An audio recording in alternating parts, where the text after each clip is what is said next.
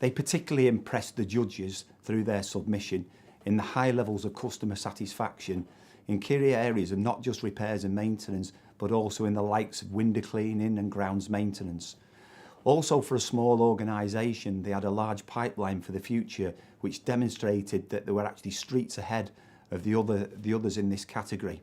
What they were able to demonstrate was the fact that they brought together both the public and the private sector good practice in this submission.